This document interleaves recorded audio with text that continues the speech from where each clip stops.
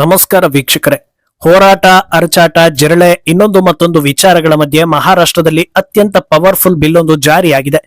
ಮಾರ್ಚ್ನಲ್ಲಿ ನಡೆದಿದ್ದ budget session ವೇಳೆ ಈ ಬಿಲ್ 2 ಹೌಸ್ನಲ್ಲಿ ಪಾಸ್ ಆಗಿತ್ತು. ಈಗ ಅದಕ್ಕೆ ರಾಷ್ಟ್ರಪತಿ ದ್ರೌಪದಿ ಮುರ್ಮು ಅವರಿಂದ ಸಹಿ ಸಿಕ್ಕಿದ್ದು ಅಧಿಕೃತವಾಗಿ ಜಾರಿಯಾದಂತಾಗಿದೆ. ಈ ಬಿಲ್ ಸಮಾನತೆಯನ್ನ ಎತ್ತಿ ಹಿಡಿಯೋ ಉದ್ದೇಶವನ್ನ ಹೊಂದಿದ್ದು ಕೆಲವೊಬ್ಬರಿಗೆ ಇದು ಸಿಕ್ಕಾಪಟ್ಟೆ ಮಾರಕ ಆಗೋದು ಕನ್ಫರ್ಮ್ ಆಗಿದೆ. ಈ ಬಿಲ್ ನಲ್ಲಿ ಖಡಕ್ ಆಗಿ ಮೆನ್ಷನ್ ಮಾಡಿರೋ ಅಂಶಗಳು ಇದರ ಜಾರಿಯಿಂದ ಹೇಗೆಲ್ಲ ಅನುಕೂಲ ಆಗಲಿದೆ ಅನ್ನೋದನ್ನ ತೋರಿಸ್ತಾ ಇದೆ. ಕೆಲವೊಂದು ವಿಶೇಷ ನಿಯಮಗಳನ್ನ ಇಲ್ಲಿ ಅಳವಡಿಸಿರೋದು ಭಾರತದಲ್ಲಿ ಹೀಗೂ ಆಗಲಿದೆ ಅನ್ನೋ ರೀತಿ ಜನರು ಅಚ್ಚರಿ ಪಡುವಂತೆ ಮಾಡ್ತಾ ಇದೆ. ಅಲ್ಲದೆ ಇನ್ಮುಂದೆ ಈ ವಿಚಾರದಲ್ಲಿ ತಪ್ಪು ಮಾಡೋ ಮುನ್ನ ದುಷ್ಕರ್ಮಿಗಳು 10 ಸಲ ಯೋಚಿಸುವಷ್ಟು ಪವರ್ಫುಲ್ ಆಗಿದೆ. ಆ ಬಿಲ್ ಯಾವುದು, ಅದರಲ್ಲಿ ಇರೋದೇನು, ಇದೆಲ್ಲವನ್ನ ತಿಳಿಸ್ತಾ ಹೋಗ್ತೀವಿ. ಈ ವಿಡಿಯೋವನ್ನ ತಪ್ಪದೆ ಕೊನೆ ತನಕ ನೋಡಿ. ಅದಕ್ಕೂ ಮುನ್ನ ಮೀಡಿಯಾ ಮಾನ್ಸ್ಟರ್ ಚಾನಲ್ ಅನ್ನ ತಪ್ಪದೆ ಸಬ್ಸ್ಕ್ರೈಬ್ ಮಾಡಿ. ಎಸ್, ಭಾರತದಂತ ದೇಶದಲ್ಲಿ ಮತಾಂತರ ಅನ್ನೋದು ಯಾವ ಮಟ್ಟಿಗೆ ಹೋಗಿದೆ ಅನ್ನೋದು ಗೊತ್ತಾಗಿದೆ. ಇಡೀ ಜಗತ್ತಲ್ಲೇ ಯಾರಿಗೂ ಸಮಸ್ಯೆ ಮಾಡದ ಎಲ್ಲಾ ರೀತಿಯ ಸ್ವಾತಂತ್ರ್ಯ ಇರೋ ಧರ್ಮ ಅಂದ್ರೆ ಅದು ಹಿಂದೂ ಧರ್ಮ ಅನ್ನೋದನ್ನ ಸಾಮಾನ್ಯ ಜ್ಞಾನ ಇರುವವರು ಹೇಳ್ತಾರೆ. ಅದೇ ರೀತಿ ಪ್ರಪಂಚದಲ್ಲಿ ಹಿಂದೂ ಧರ್ಮವನ್ನ ಟಾರ್ಗೆಟ್ ಮಾಡೋ ರೀತಿ ಇನ್ಯಾವ ಧರ್ಮವನ್ನು ಟಾರ್ಗೆಟ್ ಮಾಡೋದಿಲ್ಲ. ಅದರಲ್ಲೂ ಸನಾತನ ಧರ್ಮ ಹುಟ್ಟಿದ ಜಾಗದಲ್ಲೇ ದೊಡ್ಡ ಮಟ್ಟದಲ್ಲಿ ಟಾರ್ಗೆಟ್ ಆಗ್ತಾ ಇದ್ರು ಹಿಂದೂಗಳು ಬುದ್ಧಿಹೀನರಾಗಿರೋದ್ರಿಂದ ಅದನ್ನ ಸದೆಬಡಿಯೋದಕ್ಕೆ ಆಗ್ತಾ ಇಲ್ಲ ಅನ್ನೋದನ್ನ ನೀವು ಒಪ್ತೀರಾ, ನಾವು ಒಪ್ಪಲೇಬೇಕು. ಆದ್ರೆ ಹಿಂದುತ್ವದ ಹೆಸರಲ್ಲಿ ಇಷ್ಟು ದೊಡ್ಡ ಬಲವನ್ನ ಜನರು ಕೊಟ್ಟಿರುವಾಗ ನಾವು ಒಪ್ಪಿಕೊಂಡು ಕೂರೋದಕ್ಕಾಗಲ್ಲ, ರಿಪೇರಿ ಮಾಡ್ಲೇಬೇಕು ಅಂತ ಮಹಾರಾಷ್ಟ್ರದ ದೇವೇಂದ್ರ ಫಡ್ನವೀಸ್ ಸರ್ಕಾರ ಒಂದು ನಿರ್ಧಾರವನ್ನ ಕೈಗೊಂಡಿದೆ. ಅದೇ freedom of religion bill. This is nothing but anti conversion bill. ಮೊದಲಿಗೆ ಈ ಬಿಲ್ ಅಡಿಯಲ್ಲಿ ಯಾವುದನ್ನ ತಪ್ಪು ಅಂತ ಪರಿಗಣಿಸಲಾಗುತ್ತೆ ಹಾಗೂ ಅದಕ್ಕೆ ಶಿಕ್ಷೆಗಳು ಹೇಗಿದೆ ಅನ್ನೋದನ್ನ ತಿಳಿಸಿ ಬಿಡ್ತೀವಿ.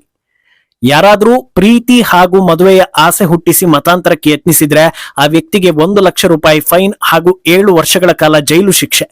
ಒಂದು ವೇಳೆ ಅಪ್ರಾಪ್ತರನ್ನ, ಮಾನಸಿಕವಾಗಿ ಸ್ವಲ್ಪ ಕುಗ್ಗಿರುವವರನ್ನ, SC/ST ಸಮುದಾಯಕ್ಕೆ ಸೇರಿರುವವರನ್ನ ಟಾರ್ಗೆಟ್ ಮಾಡಿ ಮತಾಂತರ ಮಾಡೋದಕ್ಕೆ ಪ್ರಯತ್ನಿಸಿದ್ರೆ 7 ವರ್ಷಗಳ ಕಾಲ ಜೈಲು ಶಿಕ್ಷೆ ಜೊತೆಗೆ ಸುಮಾರು 5 ಲಕ್ಷ ರೂಪಾಯಿ ದಂಡವನ್ನ ವಿಧಿಸಲಾಗುತ್ತೆ ಅನ್ನೋದನ್ನ ಹೇಳಿದ್ದಾರೆ. ಇನ್ನು ಇದೆಲ್ಲವನ್ನ ದಾಟಿ ಇನ್ನೂ ಒಂದು ಹಂತ ಮುಂದಕ್ಕೆ ಹೋಗಿ ಸಾಮೂಹಿಕ ಮತಾಂತರದ ಪ್ರಯತ್ನಗಳು ನಡೀತು ಅಂದ್ರೆ ಅದಕ್ಕೂ ಕೂಡ 7 ವರ್ಷ ಜೈಲು ಶಿಕ್ಷೆ ಜೊತೆಗೆ ಸುಮಾರು 5 ಲಕ್ಷ ದಂಡವನ್ನ ವಿಧಿಸಲಾಗುತ್ತೆ. ಇಷ್ಟಾದ್ರೂ ಬುದ್ಧಿ ಬಾರದೆ ಪದೇ ಪದೇ ಇಂಥ ಕೆಲಸಗಳಲ್ಲಿ ತೊಡಗುವವರಿಗೆ 5 ಲಕ್ಷ ದಂಡದ ಜೊತೆಗೆ 10 ವರ್ಷಗಳ ಕಾಲ ಜೈಲು ಶಿಕ್ಷೆ ಅನ್ನೋದನ್ನ ಈ ಬಿಲ್ ನಲ್ಲಿ ಹೇಳಲಾಗಿದೆ. ಆದ್ರೆ ಇದಕ್ಕಿಂತ ಪವರ್ಫುಲ್ ಅಂಶ ಇನ್ನೊಂದಿದೆ. ಅದೇನಂದ್ರೆ ಯಾರಾದ್ರೂ ಅಕ್ರಮವಾಗಿ ಅಂತರ್ಧರ್ಮೀಯ ಮದುವೆ ಆಗಿ ಮಗು ಹುಟ್ಟಿದೆ ಅಂದ್ರೆ ಆ ಮಗು ತನ್ನ ತಾಯಿಯ ಧರ್ಮ ಅಂದ್ರೆ ಮದುವೆಗಿಂತ ಮುಂಚೆ ಆ ತಾಯಿಯ ಧರ್ಮ ಯಾವ್ದಿರುತ್ತೋ ಅದನ್ನೇ ಪಾಲಿಸಬೇಕು ಅನ್ನೋದು ಮ್ಯಾಂಡೇಟ್ ಮಾಡಲಾಗಿದೆ. ಇದು ಮತಾಂತರ ಮಾಡೋ ಉದ್ದೇಶವನ್ನ ಇಟ್ಕೊಂಡೇ ಯಾರಾದ್ರೂ ಪ್ರೀತಿ ಹೆಸರಲ್ಲಿ ನಾಟಕ ಮಾಡಿ ಆರಂಭದಲ್ಲಿ ನನ್ನ ಧರ್ಮ ನನಗೆ, ನಿನ್ನ ಧರ್ಮ ನಿನಗೆ ಅಂತ ಪಾಲಿಶ್ ಮಾಡಿ ಮದುವೆ ಆದ್ಮೇಲೆ ನಂದು ನಿಂದು ಒಂದೇ ಧರ್ಮ, ಅದು ನಂದೇ ಧರ್ಮ ಅಂತ ಹೆಂಡತಿಗೆ ಒತ್ತಾಯ ಮಾಡಿದ್ರೆ ಅದು ನಡೆಯೋದಿಲ್ಲ ಅನ್ನೋದನ್ನ ಕ್ಲಿಯರ್ ಮಾಡ್ತಾ ಇದೆ. ಅಂತರ್ಧರ್ಮೀಯ ಮದುವೆ ಆಗ್ತೀರಾ ಅಂದ್ರೆ ಉದ್ದೇಶ ಸ್ಪಷ್ಟವಾಗಿರ್ಬೇಕು. ಮದುವೆ ಬಳಿಕ ಪ್ಲೇಟ್ ಚೇಂಜ್ ಮಾಡ್ತೀರಿ ಅಂದ್ರೆ ನೀವು ಸ್ಟೇಟ್ ಚೇಂಜ್ ಮಾಡ್ಬಿಡಿ. ಮಹಾರಾಷ್ಟ್ರದಲ್ಲಿ ಇದು ನಡೆಯೋದಿಲ್ಲ ಅಂತ CM ಫಡ್ನವೀಸ್ ಹೇಳ್ತಾ ಇದ್ದಾರೆ. ಅಂದಹಾಗೆ ಇನ್ನೊಂದು ಕುತೂಹಲಕಾರಿ ಅಂಶ ಕೂಡ ಈ ಬಿಲ್ ನಲ್ಲಿದೆ. ಅದೇನಂದ್ರೆ ಒಂದು ವೇಳೆ ಯಾರಾದ್ರೂ ಸ್ವ ಇಚ್ಛೆಯಿಂದ ಇನ್ನೊಂದು ಧರ್ಮಕ್ಕೆ ಮತಾಂತರ ಆಗೋದಕ್ಕೆ ಬಯಸಿದ್ರೆ ಅವರು 60 ದಿನಗಳ ಮೊದಲು ಸ್ಥಳೀಯ ಮ್ಯಾಜಿಸ್ಟ್ರೇಟ್ಗೆ ತಿಳಿಸಬೇಕು ಅನ್ನೋದನ್ನ ಮೆನ್ಷನ್ ಮಾಡಲಾಗಿದೆ. ಯಾಕೆ ಈ ರೂಲ್ಸ್ ಅನ್ನೋದಕ್ಕೆ ಸ್ಪಷ್ಟನೆ ಇನ್ನೂ ಸಿಕ್ಕಿಲ್ಲ. ಆದ್ರೆ ಅಂದಾಜಿಸಬಹುದಾದ ವಿಷಯ ಏನಂದ್ರೆ ಕೆಲವರಿಗೆ ಹೆವಿ ಲವ್ ಆಗಿ ಈಗಿಂದೀಗ್ಲೇ ಮದುವೆ ಆಗ್ಬೇಕು, ಅದಕ್ಕಾಗಿ ಏನ್ ಬೇಕಾದ್ರೂ ಮಾಡ್ತೀನಿ, ಈಗಿಂದೀಗ್ಲೇ ಏನ್ ಮಾಡೋದಕ್ಕೂ ನಾನು ರೆಡಿ ಅನ್ನೋ ಲೆವೆಲ್ಗೆ ಫುಲ್ ಜೋಶ್ನಲ್ಲಿ ಇರ್ತಾರೆ. ಅಂತವರಿಗೆ ಈಗ 60 ದಿನಗಳ ಕಾಲಾವಕಾಶ ಸಿಕ್ಕಂತಿರುತ್ತೆ. ಅಷ್ಟರಲ್ಲಿ ತಮ್ಮನ್ನ ತಾವು ಇನ್ನೊಮ್ಮೆ ವಿಮರ್ಶೆ ಮಾಡ್ಕೊಳ್ಳೋದಕ್ಕೆ ಟೈಮ್ ಸಿಗುತ್ತೆ. ಅಷ್ಟಾದ ಬಳಿಕವೂ ಮತಾಂತರ ಆಗ್ಲೇಬೇಕು ಅಂದ್ರೆ ಅದು ಅವರವರಿಷ್ಟ. ಅಂದಹಾಗೆ ಈ ಬಿಲ್ ಅನ್ನ ಯಾವುದೋ ಒಂದು ಧರ್ಮಕ್ಕೆ ಮಾಡಿರೋದಲ್ಲ, ಸಮಾನತೆ, ಜಾತ್ಯತೀತತೆಗೆ ಬೆಲೆ ಕೊಟ್ಟು ಎಲ್ಲರಿಗೂ ಅನ್ವಯ ಆಗೋ ಹಾಗೆ ಮಾಡಿರೋದು. ಆದ್ರಿಂದ ಯಾರು ಅನಾವಶ್ಯಕವಾಗಿ ಟೆನ್ಷನ್ ಮಾಡ್ಕೊಳ್ಳೋ ಅವಶ್ಯಕತೆ ಇರೋದಿಲ್ಲ. ಕೇವಲ ಮತಾಂತರ ಮಾಡೋರಿಗೆ ಮಾತ್ರ ಸಂಕಷ್ಟ. ಏನೋ ಇಂಥದ್ದೊಂದು ಪವರ್ಫುಲ್ ಬಿಲ್ ಮಂಡನೆಯಾಗಿ ಪಾಸ್ ಆಗ್ಬೇಕು ಅಂದ್ರೆ ಅದು ಸುಲಭನಾ? ಯಾರೆಲ್ಲ ವಿರೋಧಿಸ್ತಾರೆ ಅನ್ನೋದು ನಿಮ್ಗೆ ಆಲ್ರೆಡಿ ಗೊತ್ತಾಗಿರುತ್ತೆ. ಈ ಬಿಲ್ ಪಾಸ್ ಆದ ಟೈಮಲ್ಲೂ ವಿಪಕ್ಷಗಳ ಕಡೆಯಿಂದ ಅತ್ಯಂತ ದೊಡ್ಡ ಮಟ್ಟದಲ್ಲಿ ವಿರೋಧ ವ್ಯಕ್ತವಾಗಿತ್ತು. ಆಗ ಈ ಬಗ್ಗೆ ಮಾತಾಡಿ ಸ್ಪಷ್ಟನೆ ನೀಡಿದ್ದ ಫಡ್ನವೀಸ್ ಈ ಬಿಲ್ ಅನ್ನ ಯಾವುದೇ ಒಂದು ಧರ್ಮವನ್ನ ಟಾರ್ಗೆಟ್ ಮಾಡೋದಕ್ಕೆ ತರ್ತಾ ಇರೋದಲ್ಲ, ಬದಲಾಗಿ ಒತ್ತಾಯದ, ಆಮಿಷದ ಹಾಗೂ ವಂಚಿಸಿ ಮತಾಂತರ ಮಾಡ್ತಾ ಇರೋದನ್ನ ತಡೆಗಟ್ಟೋ ಸಲುವಾಗಿ ತರ್ತಾ ಇರೋದು. ಈಗಾಗಲೇ ಒಡಿಶಾ, ಗುಜರಾತ್, ಉತ್ತರ ಪ್ರದೇಶ, ಮಧ್ಯಪ್ರದೇಶ, ಹರಿಯಾಣ, ಕರ್ನಾಟಕ ಹಾಗೂ ಜಾರ್ಖಂಡ್ ನಲ್ಲೂ ಇಂಥ ಕಠಿಣ ನಿಯಮವನ್ನ ತರಲಾಗಿದೆ ಅನ್ನೋದನ್ನ ಹೇಳಿದ್ರು. ಆದ್ರೆ ಕರ್ನಾಟಕದಲ್ಲಿ ಹಿಂದಿನ ಬಿಜೆಪಿ ಸರ್ಕಾರ ಇದ್ದಾಗ ಈ ಬಿಲ್ ಅನ್ನ ತಂದಿದ್ರು. ನಂತರದಲ್ಲಿ ಅದನ್ನ ಮುಂದುವರಿಸಲಾಯ್ತಾ ಇಲ್ವಾ ಅನ್ನೋದನ್ನ ಗೊತ್ತಿದ್ದವರು ಕಮೆಂಟ್ ಮಾಡಿ. ಅಲ್ಲದೆ ಸಂವಿಧಾನದ ಆರ್ಟಿಕಲ್ 25ರ ಅಡಿಯಲ್ಲಿ ಒಬ್ಬ ವ್ಯಕ್ತಿಗೆ ಆತನ ಇಷ್ಟದ ಧರ್ಮವನ್ನ ಪಾಲಿಸುವ ಅಧಿಕಾರ ಇದೆ.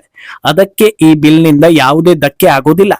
ಆದ್ರೆ ಧಾರ್ಮಿಕ ಹಕ್ಕಿಗೂ ಮತಾಂತರಕ್ಕೂ ತುಂಬಾ ವ್ಯತ್ಯಾಸ ಇದೆ. ಆದ್ರಿಂದ ಮತಾಂತರಕ್ಕೆ ಮಣೆ ಹಾಕೋದಿಲ್ಲ ಅನ್ನೋದನ್ನ ಫಡ್ನವೀಸ್ ಸ್ಪಷ್ಟವಾಗಿ ಹೇಳಿದ್ರು.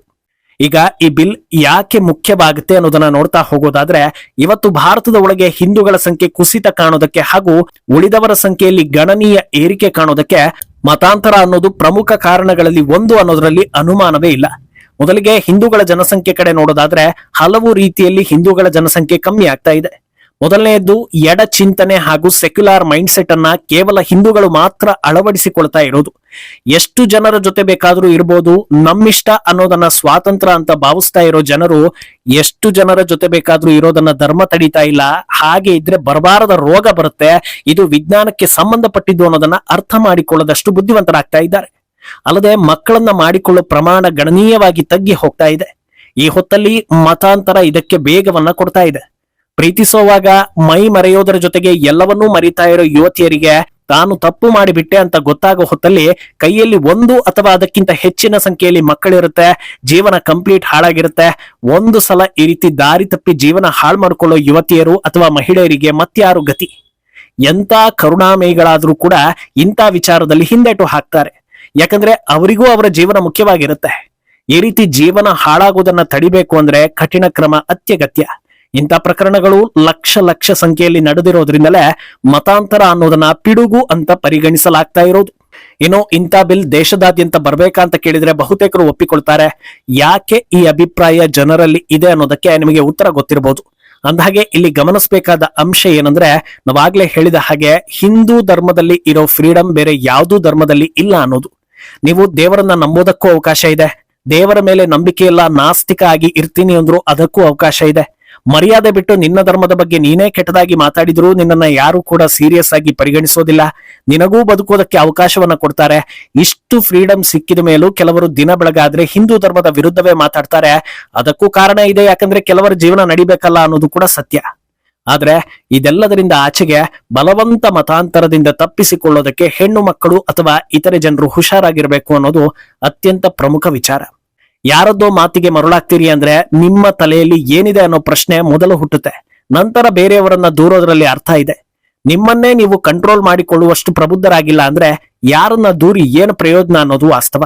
ಸರ್ಕಾರಗಳು ಒಂದು ಲೆವೆಲ್ಗೆ ಜನರನ್ನ ಕಾಪಾಡಬಹುದು, ಆದ್ರೆ ಎಲ್ಲಾ ಸಂದರ್ಭದಲ್ಲೂ ನಮ್ಮನ್ನ ನಾವು ಕಾಪಾಡಿಕೊಳ್ಬೇಕು ಅಂದ್ರೆ ಸಂಸ್ಕಾರ, ಸಂಸ್ಕೃತಿ, ಧರ್ಮ ಜಾಗೃತಿ ಅತ್ಯಂತ ಮುಖ್ಯ ಅನ್ನೋದನ್ನ ಸಾಮಾನ್ಯ ಜ್ಞಾನ ಇರುವವರು ಹೇಳ್ತಾರೆ. ಮುಂದೇನಾಗುತ್ತೆ ಅನ್ನೋದನ್ನ ಕಾದು ನೋಡ್ಬೇಕು. ಈ ಬಗ್ಗೆ ನಿಮ್ಮ ಅಭಿಪ್ರಾಯವನ್ನ ತಪ್ಪದೆ ಕಮೆಂಟ್ ಮೂಲಕ ತಿಳಿಸಿ.